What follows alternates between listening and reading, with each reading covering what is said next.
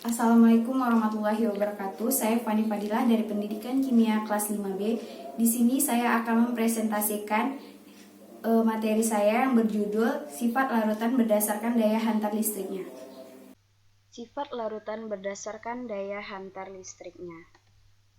Dapat kita lihat pada peta konsep, larutan terbentuk dari adanya pelarut dan zat terlarut, yang mana zat terlarut berasal dari senyawa kovalen dan senyawa ion.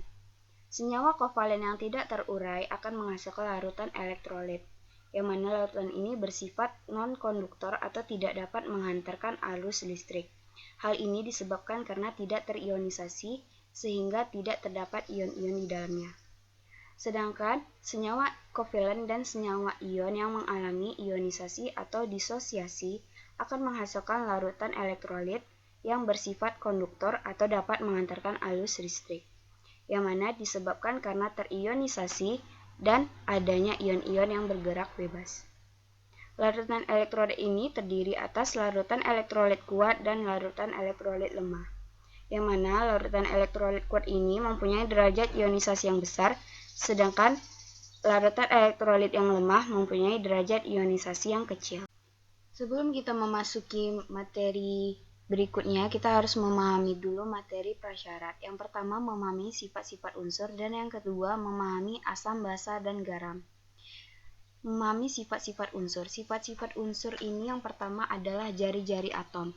Jari-jari atom merupakan jarak antara inti atom dengan kulit elektron terluar.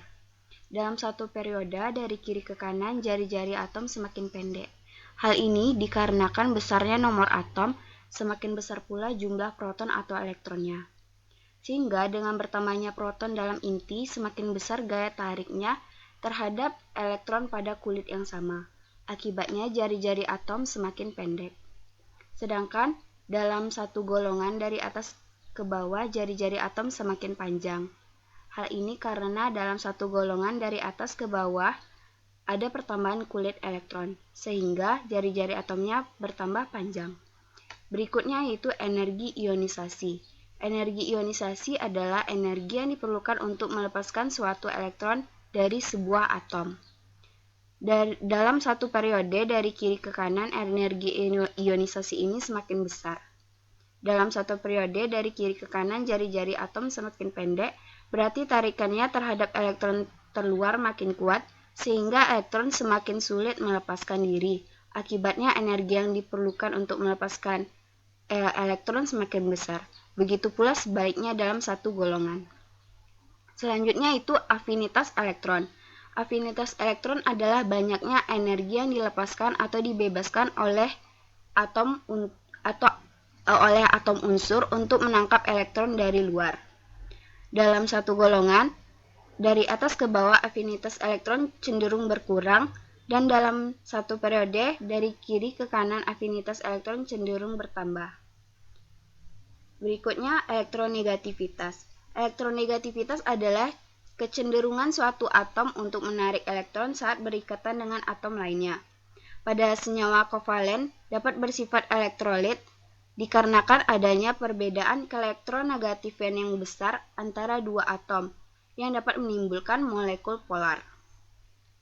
Selanjutnya itu memahami asam, basa, dan garam. Asam adalah zat yang dapat menghasilkan ion hidrogen atau ion H+, sehingga asam ini bersifat dapat menghantarkan arus listrik dan juga bersifat korosif, serta memiliki pH kecil dari 7. Sedangkan basa adalah zat yang dapat menghasilkan ion hidroksida atau OH-, yang juga dapat mengantarkan arus listrik dan memiliki pH besar dari 7. Berdasarkan daya ionisasinya, asam dibedakan atas asam kuat dan asam lemah, yang mana asam kuat asam yang terionisasi sempurna di dalam air yang memiliki derajat ionisasi 1. Sedangkan asam lemah adalah asam yang hanya terionisasi sebagian di dalam air sehingga nilai derajat ionisasinya kecil. Begitu juga dengan basa. Terdapat juga basa kuat dan basa lemah, yang mana basa kuat terionisasi sempurna di dalam air, sedangkan basa lemah hanya dapat terionisasi sebagian di dalam air. Kemudian larutan garam. Sifat larutan garam itu tidak dapat menghasilkan ion H+ dan OH-. Jika dilarutkan di dalam air, dia netral, pH-nya 7, dan tidak dapat mengubah kertas lakmus serta tidak dapat menghasilkan arus listrik. Berikutnya yaitu pengertian dari larutan, pelarut, dan zat terlarut. Larutan adalah campuran homogen dari 2 atau lebih zat, yang mana zat yang jumlahnya sedikit disebut zat terlarut, sedangkan zat yang jumlahnya banyak disebut pelarut. Misalnya nih, di dalam larutan gula yang disebut pelarut adalah air, sedangkan zat terlarutnya adalah gula. Kemudian larutan dapat berwujud gas, misalnya udara, padat, misalnya kuningan atau emas, atau cair, misalnya air gula tadi. Larutan elektrolit dan non-elektrolit. Dari percobaan-percobaan terdahulu yang pernah dilakukan untuk menguji listrik, zat padat dapat dikelompokkan menjadi konduktor dan isolator. Konduktor yaitu zat padat yang dapat menghasilkan arus listrik, sedangkan isolator tidak dapat menghasilkan arus listrik, umumnya berupa non-logam, sedangkan konduktor itu umumnya logam. Selain zat padat, zat cair juga dapat dikelompokkan menjadi zat elektrolit dan non-elektrolit. Larutan elektrolit merupakan larutan yang dapat menghasilkan arus listrik, sedangkan non-elektrolit larutan yang tidak dapat menghasilkan arus listrik, yang mana jika dilakukan pengujian dengan alat uji larutan elektrolit, maka akan ditandai dengan lampu yang menyala terang atau redup, dan juga adanya gelembung gas. Sedangkan larutan non-elektrolit jika dilakukan pengujian ditandai dengan lampunya tidak menyala dan tidak ada gelembung gas. Berikut ini adalah cara pengujian daya hantar listrik beberapa larutan. Suatu alat yang disebut alat uji elektrolit digunakan untuk menguji apakah suatu zat cair atau larutan dapat menghantarkan listrik atau tidak.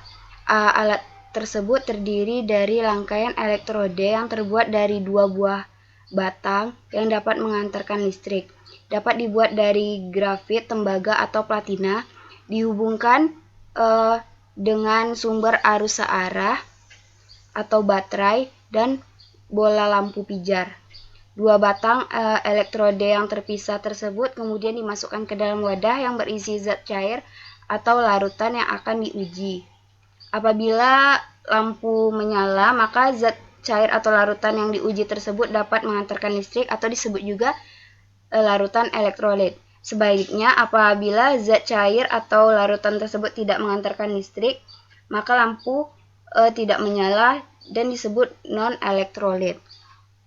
Berikut ini caranya: disediakan berbagai larutan yang akan diuji seperti garam dapur, gula, cuka, natrium hidroksida, alkohol, dan asam klorida di dalam gelas kimia kecil dengan volume yang sama. Kemudian celupkan alat penguji elektrolit pada larutan garam seperti gambar samping dan amati lampu dan keadaan larutan. Lakukan hal yang sama untuk larutan lainnya. Di sini dapat kita lihat air suling, alkohol, dan larutan gula, lampunya tidak menyala dan tidak terdapat gelembung gas. Maka ini dapat kita sebut dengan larutan non-elektrolit, tidak dapat mengantarkan arus listrik. Sedangkan HCl, NaOH, larutan asam asetat, amonia, dan natrium klorida menghasilkan lampu, ada yang terang dan ada yang redup. Sedangkan gelembung gasnya muncul. Larutan elektrolit ini dapat mengantarkan listrik dikarenakan dapat mengalami reaksi ionisasi menjadi ion-ion yang bermuatan listrik. Ion-ionnya bergerak bebas menuju ke elektrode, yang mana ion-ion positif menuju elektrode negatif atau katode, sedangkan ion-ion negatif menuju elektrode positif atau anode.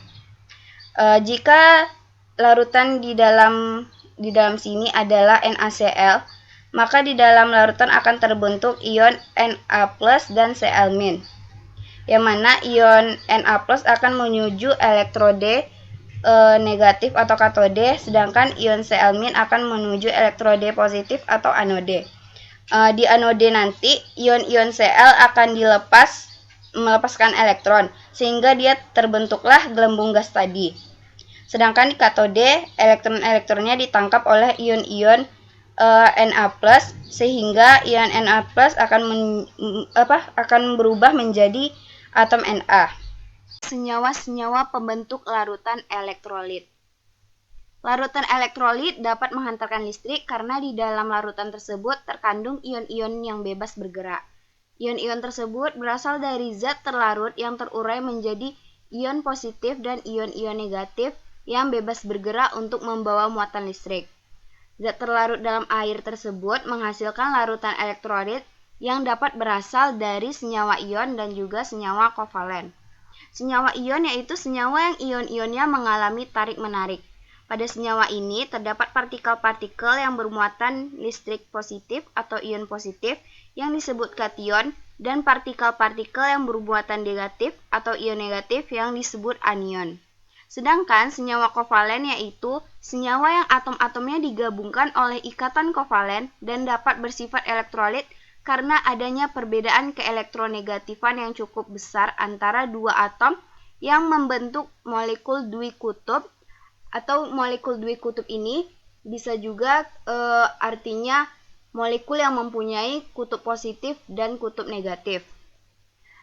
Dikarenakan molekul dwikutub ini terpolarisasi sehingga menimbulkan molekul polar. Jadi senyawa kovalen yang dapat menghasilkan arus listrik adalah senyawa kovalen yang bersifat polar atau senyawa kovalen polar.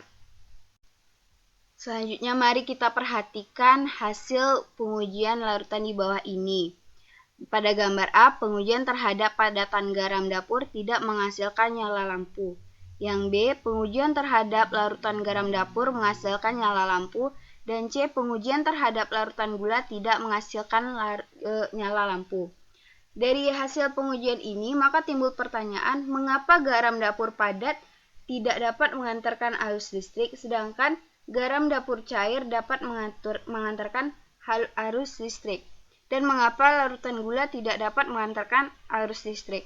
Untuk menjawabnya, mari kita perhatikan gambar di bawah ini. NaCl padat merupakan senyawa ion yang di dalamnya terdapat ion-ion Na+ dan Cl-. Namun demikian, NaCl padat ini tidak dapat mengantarkan listrik dikarenakan ion-ion Na+ dan Cl- terikat sangat rapat dalam kristal, sehingga dia tidak bisa bergerak dengan bebas.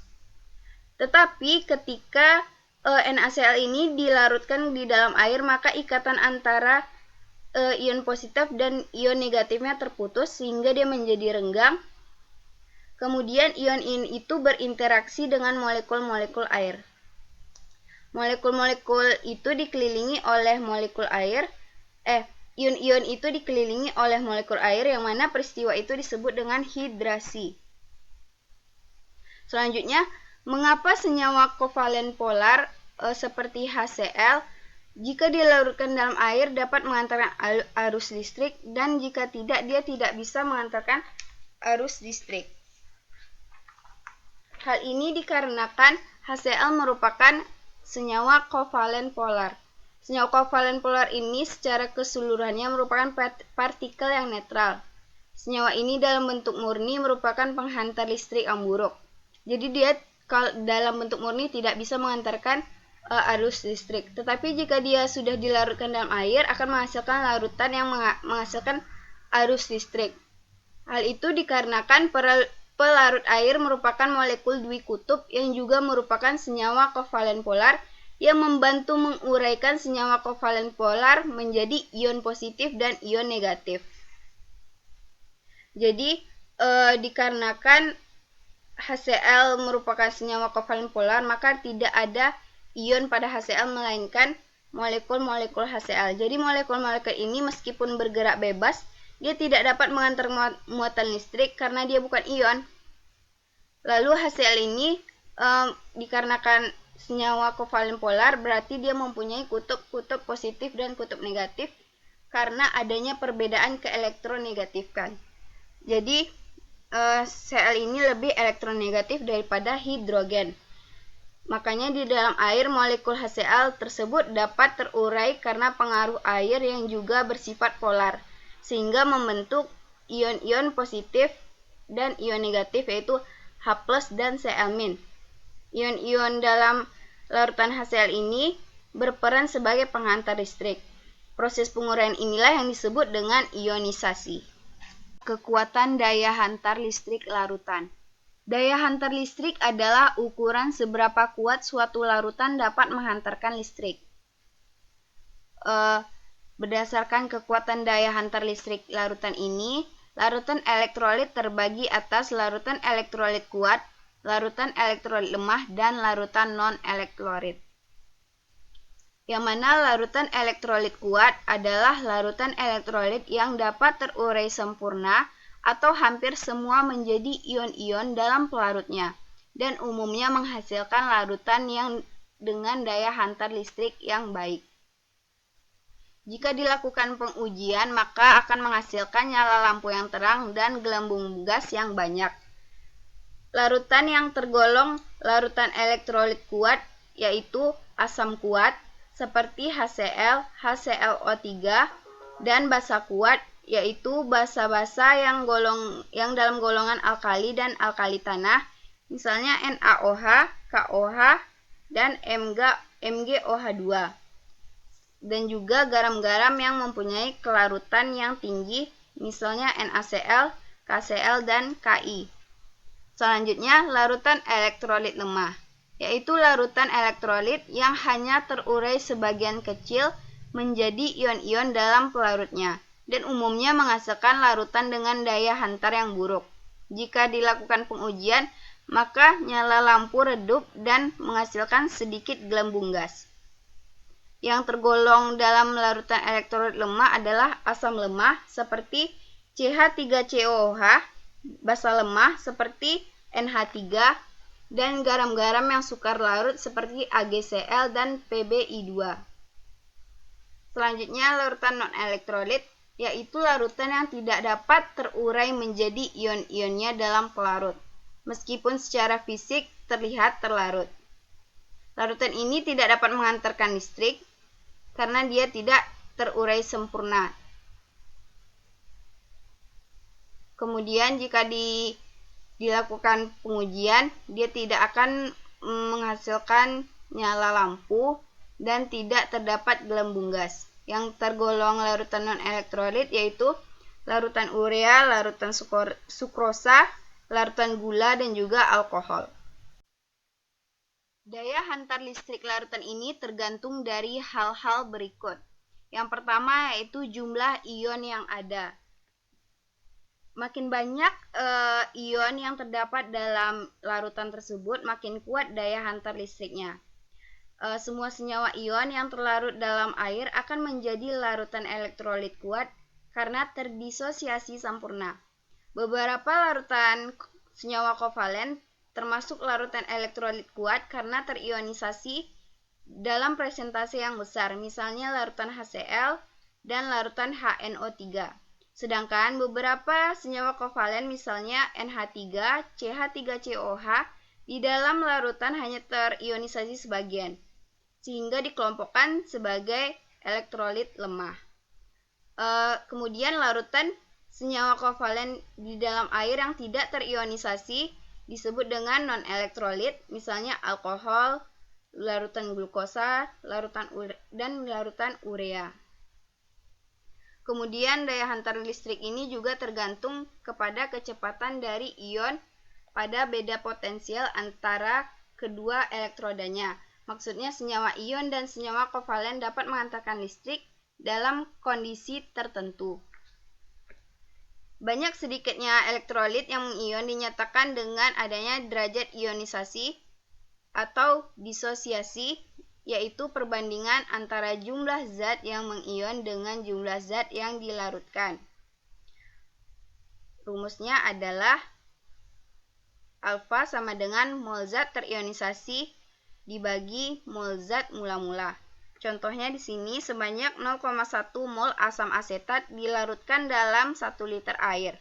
Jika 0,001 mol asam itu mengion, maka derajat ionisasinya adalah di sini alfa mol zat terionisasi per mol zat mula-mula, yang mana mol zat terionisasinya pertama itu 0,001 mol dibagi 0,1 mol. Hasilnya adalah 0,01. Maka derajat ionisasinya adalah 0,01. Selanjutnya adalah reaksi ionisasi larutan elektrolit. Berikut ini adalah cara penulisan dari reaksi ionisasi larutan elektrolit. Di sini elektrolit kuat. Yang pertama asam kuat. Di sini contohnya, contoh rumusnya adalah larutan HXZ terionisasi menjadi XH+ dan ZX-, yang mana koefisien X di sini akan menjadi jumlah dari ion H+ dan menjadi jumlah bilox dari Z. Contohnya larutan H2SO4 menjadi 2H+ dan SO4 2-. Selanjutnya adalah basa kuat.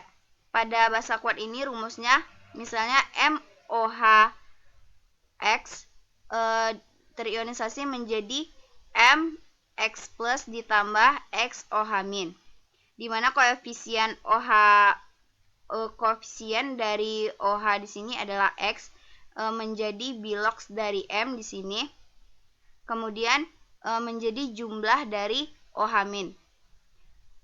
X di sini menjadi bilox dari M dan menjadi jumlah ion dari OH-. Contohnya BaOH 2 kali terionisasi menjadi Ba2+ ditambah 2OH-. Selanjutnya pada garam. Contohnya di sini MXYZ, larutan MXYZ terionisasi menjadi XMY ditambah YZX-.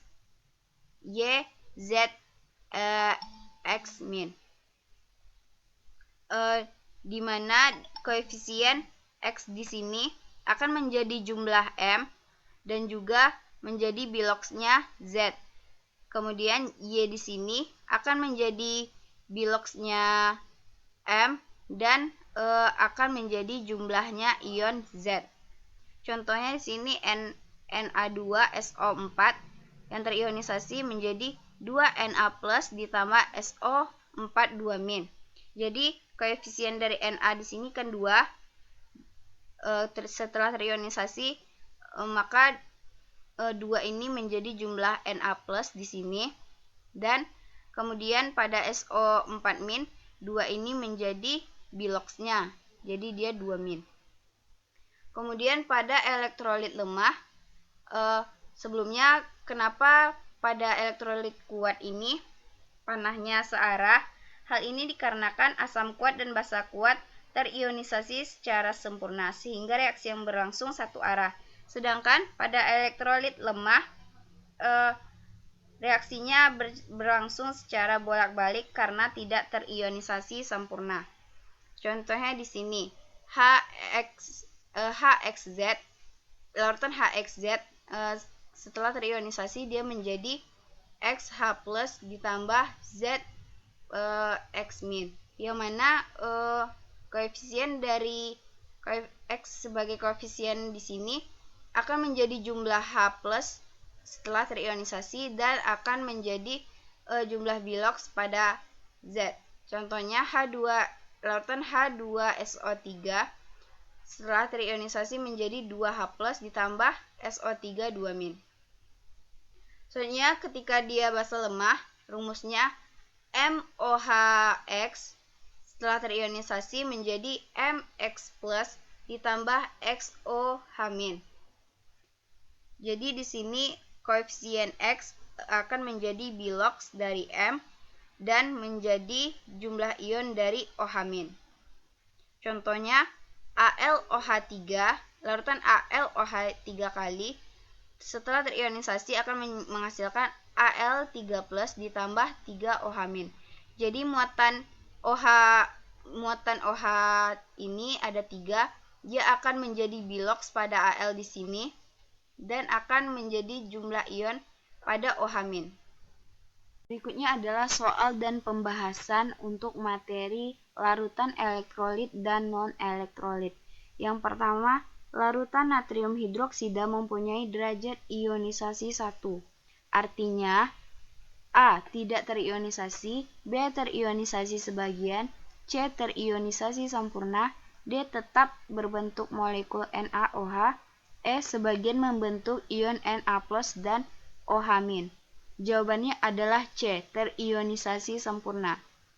Hal ini dikarenakan elektrolit kuat dalam air dapat terionisasi sempurna dengan derajat ionisasi sama dengan 1. Banyak sedikitnya elektrolit yang mengion dinyatakan derajat ionisasi atau derajat disosiasi, yaitu perbandingan antara jumlah zat yang mengion dengan jumlah zat yang dilarutkan. Jika semua zat yang dilarutkan mengion, maka derajat ionisasinya sama dengan 0. Jadi, batas-batas nilai derajat ionisasi atau alfa adalah 0 kecil lebih kecil atau sama dengan alfa, alfa lebih kecil atau sama dengan 1. Yang kedua, senyawa yang berikatan kovalen polar manakah yang dapat menghantarkan arus listrik? A. HCl, B. HBr, C. HI, D. NH3. Jawabannya adalah HCl. A. Pembahasannya, jika kita perhatikan HCl yang merupakan senyawa kovalen di atom bersifat polar. Pasangan elektron ikatan tertarik ke atom Cl yang lebih elektron negatif dibandingkan dengan atom H. Jadi di sini atom Cl lebih elektronegatif dibandingkan daripada atom H. Sehingga pada HCl atom H lebih positif dan Cl lebih negatif. Yang mana ini bentuk struktur Lewisnya. Jadi walaupun HCl bukan senyawa ion, jika dilarutkan di dalam air, maka larutannya dapat menghantarkan arus listrik karena menghasilkan ion-ion yang bergerak bebas. Jadi ikatan kovalen polar di dalam air mampu terurai menjadi ion-ion penyusunnya. Jadi, senyawa HCl yang lebih berikatan kovalen polar yang dapat menghantarkan arus listrik. Yang ketiga adalah sebanyak 48,5 gram senyawa H3PO4 dilarutkan ke dalam 1 liter air. Pada saat setimbang, senyawa H3PO4 tersisa sebanyak 24,25 gram. Berapakah harga derajat ionisasi larutan tersebut jika ArP31, H1, dan O16? Pembahasannya, yang pertama itu diketahui mol H3PO4 mula-mula sama dengan Gr per Mr, dimana di sini beratnya itu 48,5 gram per Mr dari H3PO4 yaitu 98. Maka molnya adalah 0,494 mol. Selanjutnya mol dari H3PO4 sisanya yaitu sama dengan Gr per Mr, di mana sisanya adalah 24,5 per 98. Kemudian hasilnya adalah 0,24 mol. Kemudian jumlah mol zat terurai sama dengan jumlah mol zat mula-mula dikurang mol zat sisa. Maka sama dengan 0,49 dikurang dari 0,24. Hasilnya 0,24 mol. Maka derajat ionisasinya sama dengan jumlah mol zat terurai dibagi mol zat mula-mula. Jadi jumlah mol zat terurainya di sini 0,24 mol dibagi zat mula-mulanya 0,49, hasilnya adalah 0,5. Berikutnya yaitu soal dan pembahasan mengenai miskonsepsi. Dapat kita lihat, hasil analisis kombinasi jawaban siswa terkait soal menunjukkan hasil kombinasi jawaban siswa diperoleh presentasi paham konsep sebanyak 42,9%, miskonsepsi sebanyak 57,1%, error sebanyak 0%, dan tidak paham konsep sebanyak 0%. Hasil presentasi diperoleh menunjukkan sebanyak 8 dari 14 siswa mengalami miskonsepsi. Miskonsepsi yang terjadi dikarenakan siswa beranggapan bahwa padatan senyawa ion juga tetap dapat menghantarkan listrik karena ada ion-ion. Maka kita lihat di sini konsep yang benar adalah larutan elektrolit dapat menghantarkan listrik tidak hanya memiliki ion-ion saja, namun ion-ionnya juga harus bergerak bebas. Dalam hal ini, senyawa ion dalam bentuk padatan tidak dapat bergerak bebas karena terikat kuat dan rapat. Oleh sebab itu, senyawa ion dalam bentuk padatan tidak dapat bersifat elektrolit. Contohnya yaitu HCl. Contohnya itu garam NaCl. Garam jika dalam padatan dia tidak dapat menghasilkan arus listrik.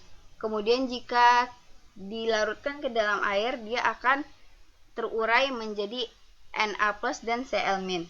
Maka dia akan menghasilkan arus listrik.